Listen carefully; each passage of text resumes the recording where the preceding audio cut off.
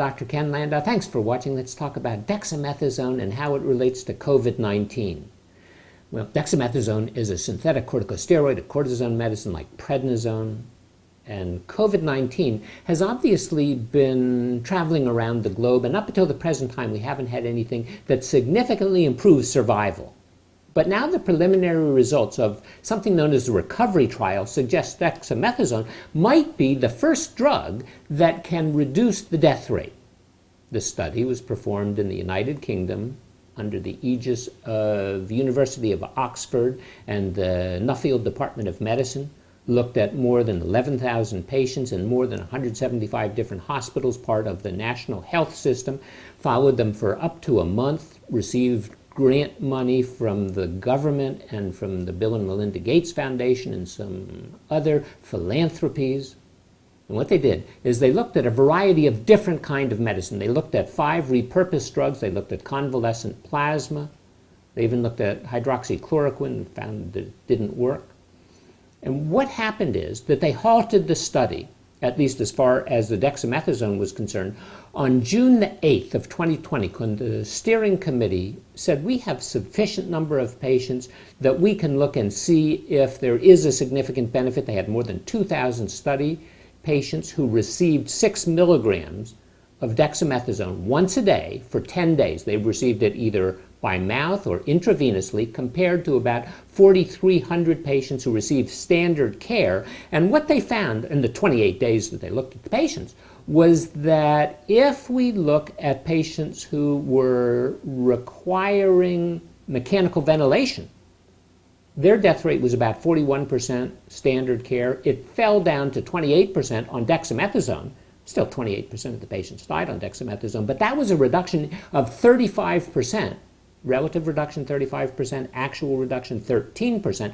Major improvement. Patients receiving oxygen only.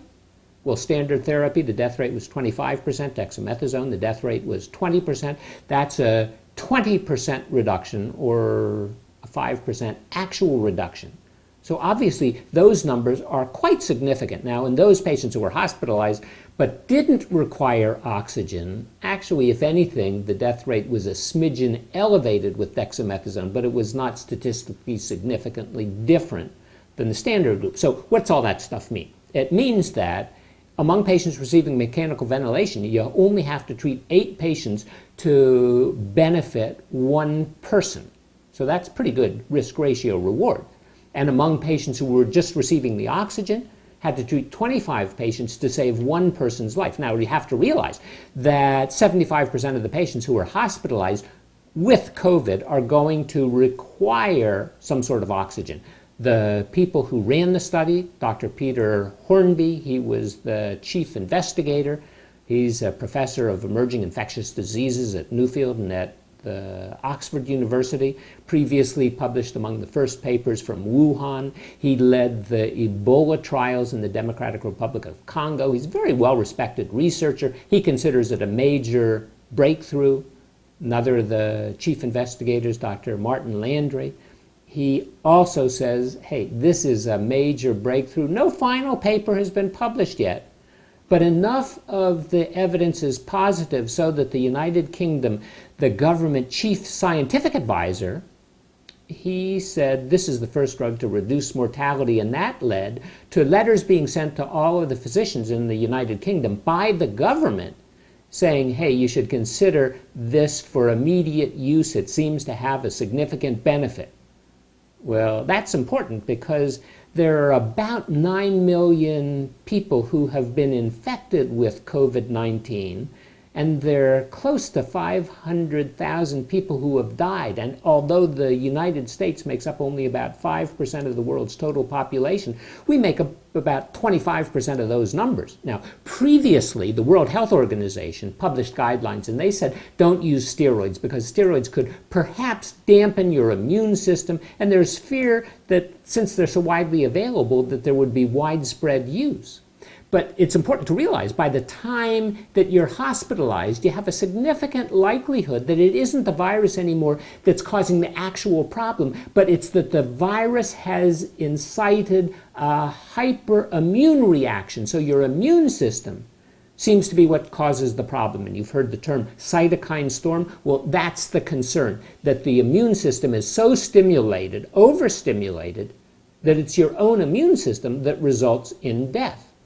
Now, on this side of the Atlantic, there's some concern because of the situation surrounding the hydroxychloroquine, how papers were positive, then they were negative, and were a little bit in limbo, and then it doesn't seem to work. So the doctors in this country seem to be taking a wait-and-see approach. Now, dexamethasone itself is a synthetic adrenocorticosteroid.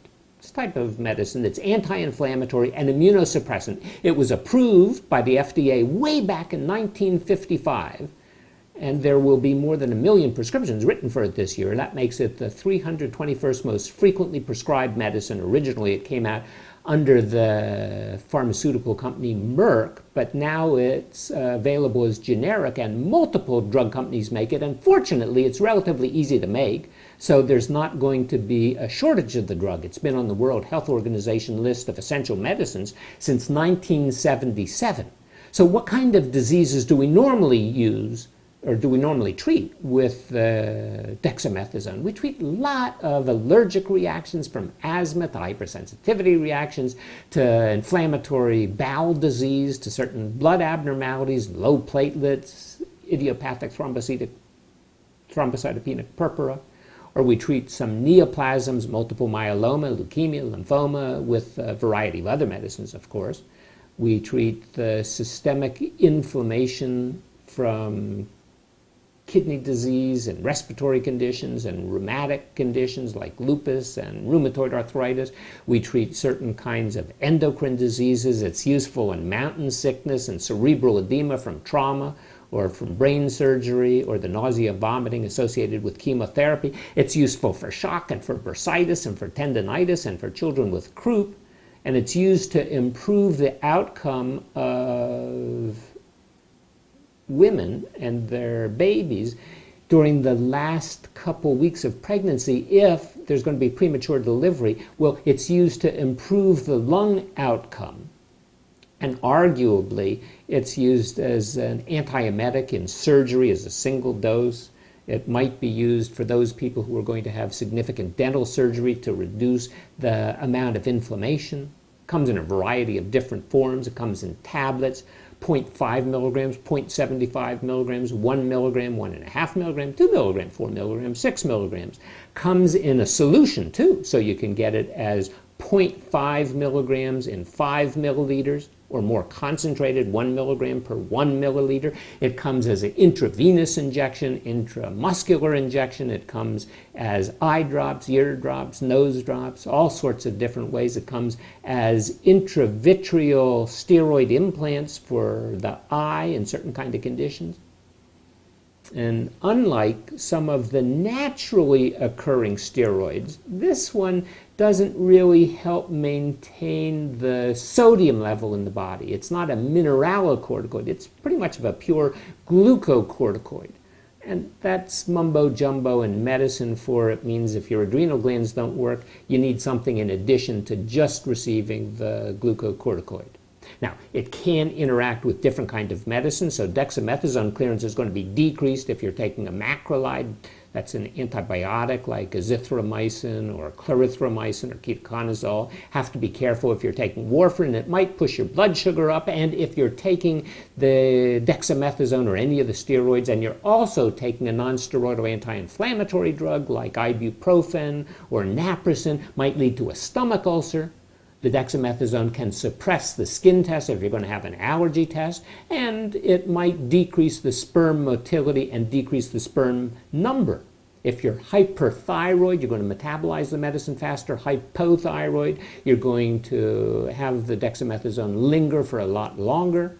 If you're considering a vaccination and you're receiving the medicine, well, you probably ought to delay the vaccine, because it seems that it prevents the vaccine from working the way it should. And if you happen to get a live vaccine, live viral vaccine, well, it might cause the virus to divide. Pregnancy, well, it's category C here in the United States, seems to cause cleft palate sometimes. might cause some problems with the baby. But in Australia, they say it's okay to use. It's just considered a category A medicine. Lactation probably should be avoided if you can avoid it.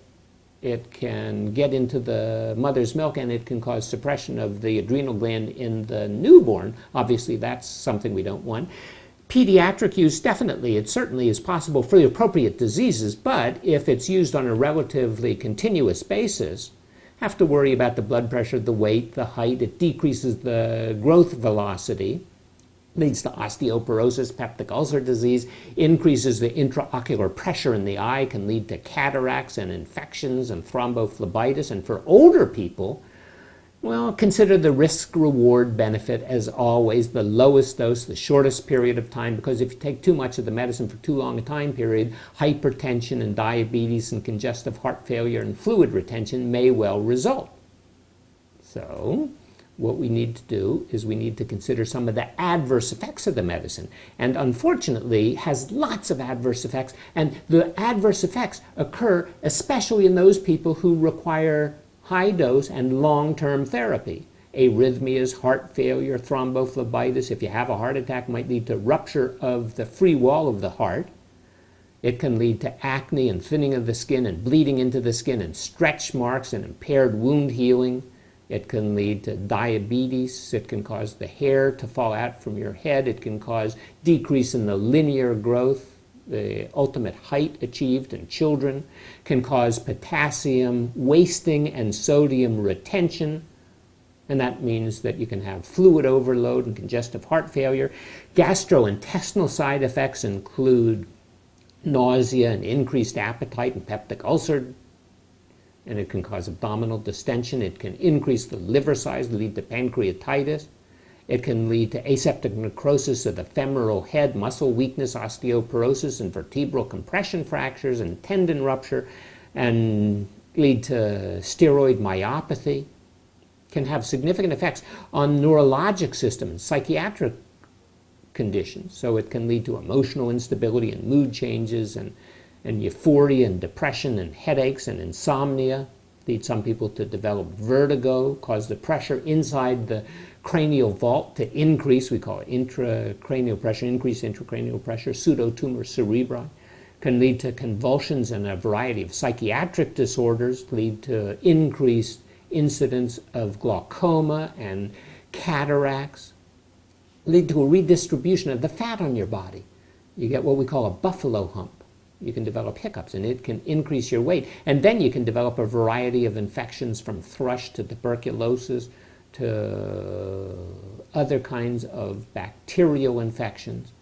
Now, if you're taking the medicine, and you're taking it for a while, you shouldn't just stop because you think it's time to stop. Talk to your doctor, because if you stop too quickly, then you might have some generalized malaise and muscle aches and joint aches, and your blood pressure goes down. You can develop weight loss and fever. Some people even die because of this. The dose, anywhere between 0.75 to 9 milligrams a day. It really varies with whatever the disease is that happens to be treated. Obviously, the lowest dose, shortest period of time. Sometimes, depending on the condition, like lupus or rheumatoid arthritis, might be an ongoing condition where you can increase and then unfortunately have to decrease and increase and decrease the medication. How does it rate compared to the other steroids? Well, 1.5 milligrams by mouth or by intravenous injection of dexamethasone, 1.5 milligrams, is the same as 50 milligrams of cortisone or 40 milligrams of hydrocortisone or 10 milligrams of prednisone or 10 milligrams of prednisolone or 8 milligrams of methylprednisolone, that's the Medrol dose pack that you take, or 8 milligrams of triamcinolone. Now, the dose is different intramuscularly or when it's injected intra-articularly inside the joint. And fortunately, there are a variety of dose packs available. So it comes conveniently. You take a certain number of pills the first day, certain number the second day, and slowly taper off. Comes in either 6-day or 10-day or 13-day packs. Now, it's different than the Medrol dose pack. That's methylprednisolone. Well, it's important to realize that in the study that they did in Britain, the dose that was used was 6 milligrams a day.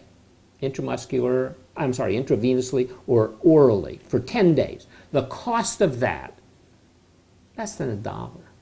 Here in the United States, the cost of that, $20, $30. Now, there's reason to assume, even before the study came out, that steroids, methylprednisolone, or the dexamethasone, or some other similar drug, would provide significant benefit. The Lancet Respiratory Medicine came out with a study in February of 2020, and it looked at 17 different intensive care units at teaching hospitals in Spain in patients who had moderate to severe ARDS, acute respiratory distress syndrome. Looked at 277 patients. They had their ARDS either because of pneumonia or because of sepsis. They did not have it because of COVID-19. So COVID-19 is just another reason why people get ARDS. This study happened to be performed between 2013 and 2018. The patients received dexamethasone intravenously, 20 milligrams a day for the first 5 days, 10 milligrams a day for the second 5 days, so it was a total 10-day course. They received the right kind of oxygen therapy, and what they found was that the patients who received the dexamethasone were able to survive without the respirator for a significantly longer period of time, and the death rate was reduced. It was reduced to 21% in patients receiving dexamethasone, while it was 36% in patients who were receiving the standard care. Obviously, that's a significant reduction. That's a 15% absolute reduction and about a 35% relative reduction. Well, did it come with side effects? That's what the World Health Organization is worried about. And the answer is no, it didn't come with any significant side effects. The side effects were just the same as those receiving the standard therapy. Now, in progressive ARDS, or in any of these major conditions, whether COVID-19 related or related to sepsis, what happens is your body mounts an inflammatory reaction. And if that inflammatory reaction gets out of control, it's going to lead to tissue injury, it's going to lead to coagulation in the organs and in the bloodstream, it's going to lead to a proliferation of cells, we call them fibroblastic cells, and these cells trying to repair the body, but they do it in an unfortunate way and end up harming us. Well, we get an overabundance of the inflammatory cytokines, that's why we call it the cytokine storm, and then we have the chemokines that are calling the cells into the tissue, and we have other mediators, and we have substances that are produced from the liver, and then in addition to all of that, we have a variety of other substances that the body makes, including the cortisol, which is basically what the dexamethasone is, and then norepinephrine and noradrenaline and the vasopressin, a variety of different substances. And unless they're controlled, these inflammatory and procoagulation problems and tissue repair mechanisms all going to lead to death. So we have to be able to cap it somewhere. And fortunately, it was found that this problem, the cytokine storm, could perhaps be capped with relatively low doses or mid doses of the dexamethasone.